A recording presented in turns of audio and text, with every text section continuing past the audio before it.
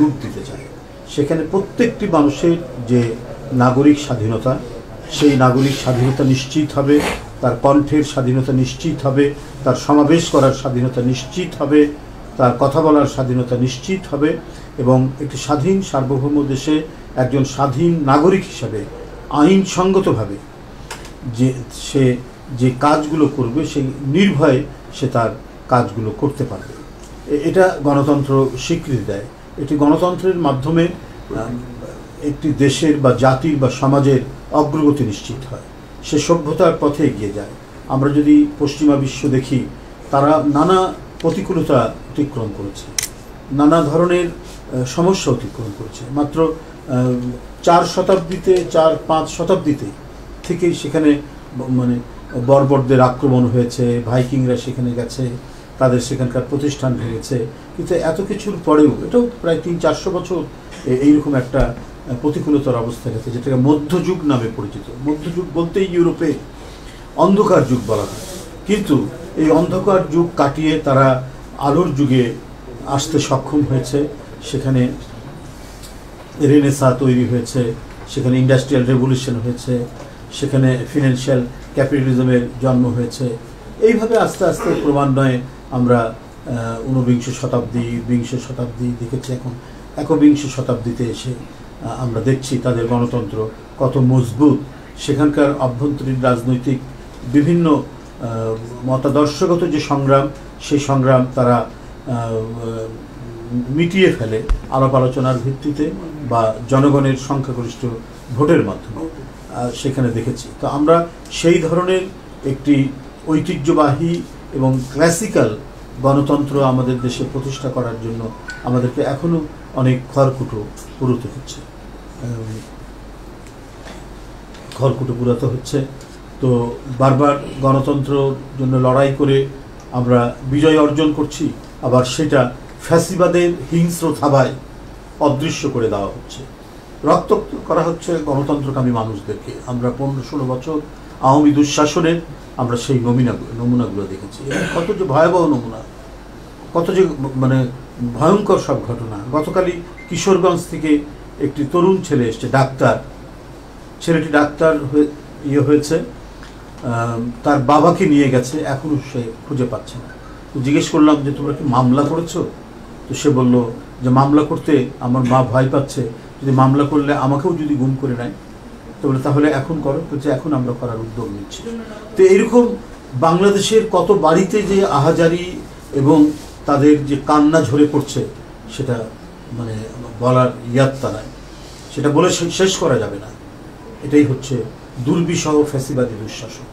যখনই আওয়ামী লীগ ক্ষমতায় এসছে তখনই তারা এই ধরনের দুঃশাসন করেছে। এই জন্যই যে তারা মনে করেছে দেশটা তাদের একটা চিরস্থায়ী জমিদারির পরিণত করার যে আকাঙ্ক্ষা, সেই আকাঙ্ক্ষা থেকেই যেমন কি বলে যে পালিয়ে যাওয়া প্রধানমন্ত্রী এই কাজটি করেছেন, তার বাবাও এই কাজটি করেছেন। কিন্তু তার বাবা হয়তো কিছু কিছু ক্ষেত্রে দেশের বিদেশিদের প্রভুত্ব অতটা মানতে চাননি, মেনেছেন কিন্তু অতটা মানতে চাননি, কিন্তু 16 আনা বিদেশি প্রভুত্ব মেনেছে শেখ হাসিনা। তো এই পরিস্থিতিগুলো আমরা অতিক্রম করে এসেছি। সেই জন্য এই যে 1-to-1 বৈঠক প্রধান উপদেষ্টা ডক্টর মোহাম্মদ ইউনূস এবং বিএনপির ভারপ্রাপ্ত চেয়ারম্যান জনাব তারেক রহমানের এই বৈঠকটি সেই কারণেই জনগণ অত্যন্ত গুরুত্বপূর্ণ মনে করছে, অত্যন্ত তাৎপর্য মনে করছে এবং শান্তি, স্থিতিশীলতা এবং রাজনৈতিক যে কোনো সংকট উত্তরণে আমাদের যে একটি নির্ধারিত গণতান্ত্রিক প্রক্রিয়া অবলম্বন করা উচিত বা দরকার, আমার মনে হয় সব কিছু মিলিয়েই হয়তো সেখানে আলোচনা হবে বলে আমরা মনে করি। মানুষ সর্বোচ্চ ইতিবাচক দিকটায় এই বৈঠকের মধ্যে দিয়ে দেখছে। আমরা আশা করব আগামীকাল লন্ডনের স্থানীয় একটি হোটেলে সকাল 9টায় যে বৈঠকটি শুরু হবে, 9টা থেকে 11টা, দেশের সকল জনগণের মতো বাংলাদেশ জাতীয়তাবাদী দলও এই বৈঠকের সাফল্য কামনা করছে এবং অবশ্যই বিশ্বাস করছে আমাদের সামনের নির্বাচন, সংস্কার এবং এই দেশকে অনাদিকাল পর্যন্ত একটি গণতান্ত্রিক বিধি ব্যবস্থায় এগিয়ে নিয়ে যাওয়ার জন্যই আগামীকালকে বৈঠকটি হবে অতীব গুরুত্বপূর্ণ।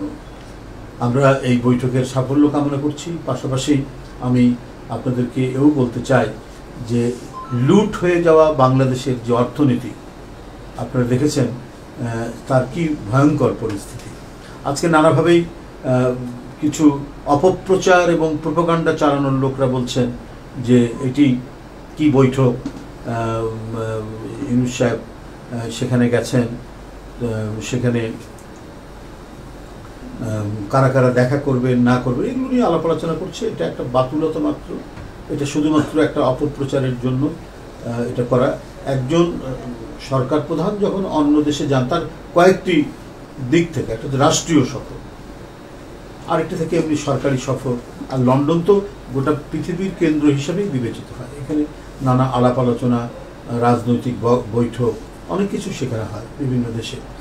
তো তিনি সেখানে গেছেন, সেখানকার বাণিজ্য মন্ত্রী তার সাথে দেখা করেছেন, সেখানকার নিরাপত্তা উপদেষ্টা ব্রিটেনের তিনি ডক্টর মোহাম্মদ ইউনূস সাহেবের সাথে দেখা করেছেন এবং সেখানে নানা পার্লামেন্টারি বহু এমপিরা তার সাথে দেখা করেছেন। সেখানে নানা প্রশ্ন উত্তর পর্বে তিনি সেখানে কথা বলেছেন এবং অনেক কথাই তিনি বলেছেন যেগুলো আমরা গণমাধ্যমে আমরা সেটি পেয়েছি।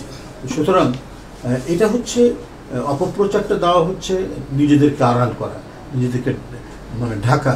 সেখানে সাইফুজ্জামানের যে এতগুলো সম্পত্তি বাজেয়াপ্ত করলো সেখানকার গোয়েন্দা পুলিশ, তো এই বিষয়টা তো খুব বড় করে দেখালেন না যারা অপপ্রচার করছেন। এই ডক্টর ইউনূস সাহেবের মানে সফর নিয়ে যারা অপপ্রচার চালাচ্ছেন, এই সাইফুজ্জামান ছিল ভূমি প্রতিমন্ত্রী, তার যে কত বাড়ি, কত মিলিয়ন বিলিয়ন পাউন্ড সেখানে এবং সেখানে সম্পদ করেছে। ইতিমধ্যে 3টা বড় সম্পদ সেখানকার আইন শৃঙ্খলা বাহিনী সেটা জব্দ করেছে। এরপরে দুবাইও দুদক সেখানে ইয়ে করছে এবং বহু প্রায় 700 জনের মতো আওয়ামী দোসরদের সয় সম্পত্তির সেখানে খোঁজ পাওয়া গেছে, সেগুলো তারা তদন্ত করছে। এই যে 16 বছর ধরে জাতির অর্থনীতিকে লুট করে পাচার করেছে শুধুমাত্র একটি গোষ্ঠীর স্বার্থে, একটি পরিবার এবং গোষ্ঠী, এটা যে কি ভয়ঙ্কর। তাদের কি বলে সংগঠন, তারা ইয়ে হবে কিনা, কি বলে যে তারা নির্বাচনের অনুমোদন পাবেন কিনা বা রাজনীতি করার সুযোগ পাবেন কিনা, তারা নিষিদ্ধ হয়েছেন কি হননি, এগুলো নিয়ে নানা প্রশ্ন চলছে। কিন্তু একটা প্রশ্ন আপনাদের মাধ্যমে যারা এই প্রশ্নগুলি করছেন তাদেরকে আমি করতে চাই, যারা এই যে জনগণের লুণ্ঠিত টাকা নিয়ে উপভোগ করছে পৃথিবীর বিভিন্ন নামি দামি রাজধানীগুলোতে, শহরগুলোতে, তো তাদের বিরুদ্ধে কি ধরনের শাস্তি নেওয়া উচিত এটা আপনারাই বলুন দেখি।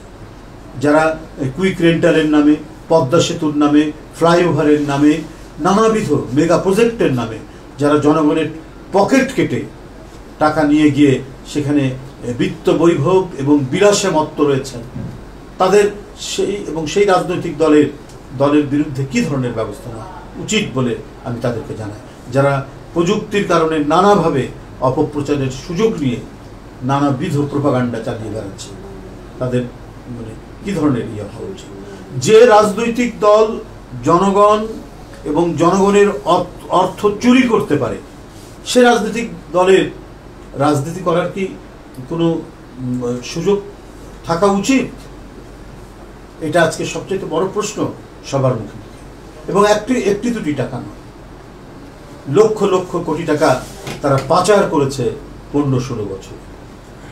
তো সুতরাং এগুলো নিশ্চয়ই বিচার হওয়া উচিত।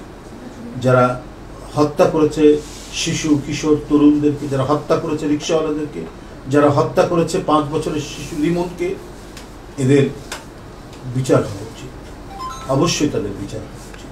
তো এই বিষয়গুলো আমার মনে হয় যে নানা বিষয় নিয়ে হয়তো সেখানে আলোচনা হতে পারে, আমি জানি না এজেন্ডা। মানুষ এগুলো ভাবছে যে কী কী বিষয় নিয়ে সেখানে ভারপ্রাপ্ত চেয়ারম্যান এবং প্রধান উপদেষ্টা সেটা আলোচনা হবে। আমরা গণমাধ্যমে যা দেখছি।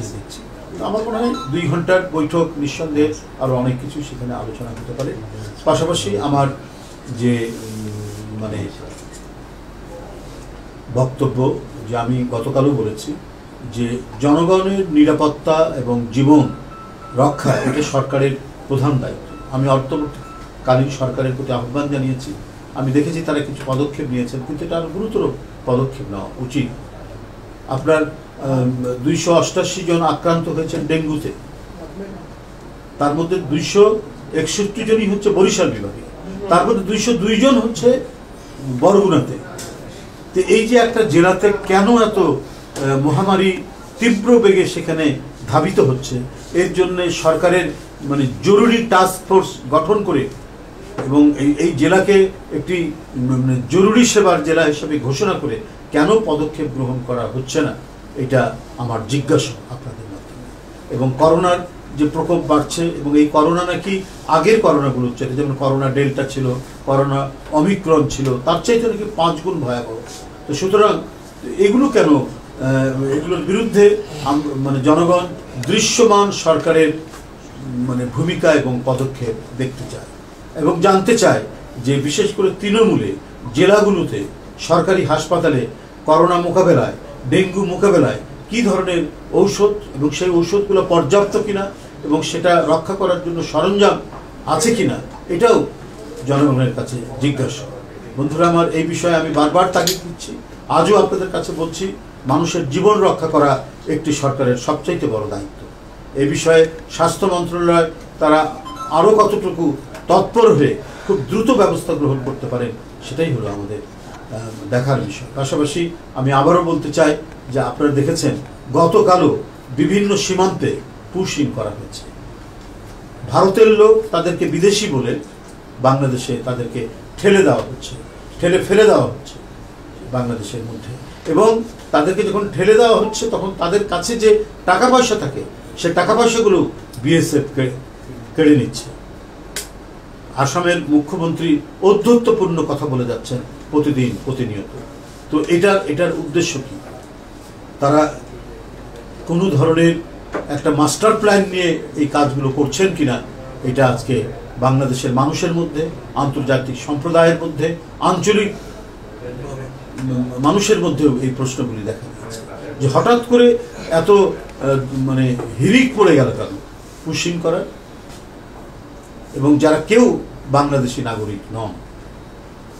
সুতরাং আমি ভারতকে বলবো যে সংযত আচরণ করুন।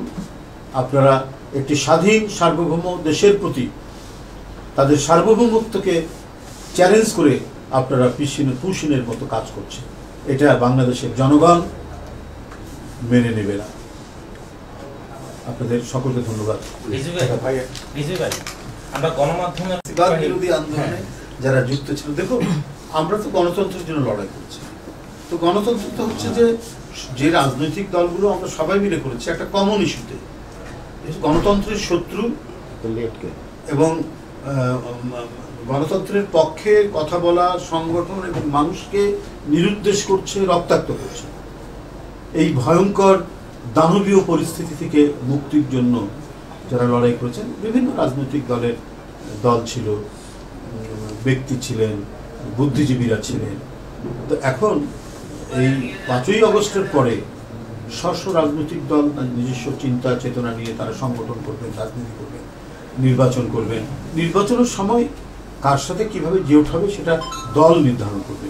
কিন্তু কথা হলো যে ডিবেট এবং ডিসকাশন এটা তো চলবে, এটাই তো হচ্ছে গণতন্ত্রের সৌন্দর্য, এটা তো বিউটি অফ ডেমোক্রেসি, যে আমরা সমাজের মধ্যে নানা মতের মানুষ, আমরা আমাদের কর্মসূচি তুলে ধরবো, আমাদের নীতি তুলে ধরবো, অন্যের নীতির আমরা সমালোচনা করব, এর মধ্যে দিয়ে একটা গণতান্ত্রিক সমাজ বিনির্মাণ হবে। এভাবেই একটি রাষ্ট্রীয় গণতন্ত্রের বিকাশ হবে। এই জন্যই তো আমাদের লড়াই, এই জন্যই সংগ্রাম। কিন্তু সেটা সংঘাতের দিকে যাবে না, সেটা রক্তক্ষয়ী হবে না, সেটার চূড়ান্ত সমাধান দেবে নির্বাচনে জনগণ। জনগণ যার নীতিকে সমর্থন করবে তারা সরকার গঠন করবে, সেই নীতি সেই সব কিছুদিনের জন্য, অর্থাৎ একটি নির্দিষ্ট মেয়াদকালের জন্য তারা বিজয়ী হলো। তারপরে যদি তাদের কোনো ভুল হয়, আবার পরবর্তী নির্বাচনে জনগণ যাকে মনোনীত করবে, ভোট দেবে, সেটাই হবে। এটাই তো হচ্ছে গণতন্ত্রের পালাবদল। ডেমোক্রেসি ট্রায়াল এবং এররের মধ্যে দিয়ে এগিয়ে যায়, চূড়ান্ত তার এভলিউশন হয় হচ্ছে ট্রায়াল এবং এররের মধ্যে দিয়ে। তো এই যে পথ চলার গণতন্ত্র, এটাই বারবার ফ্যাসিস্টরা, ডিকটেটররা আটকে দিয়েছিল।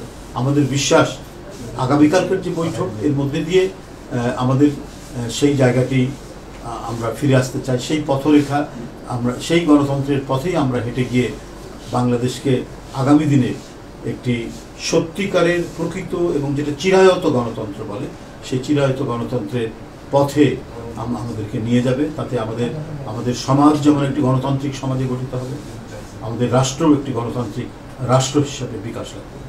ধন্যবাদ। আর অনেক বলেছি,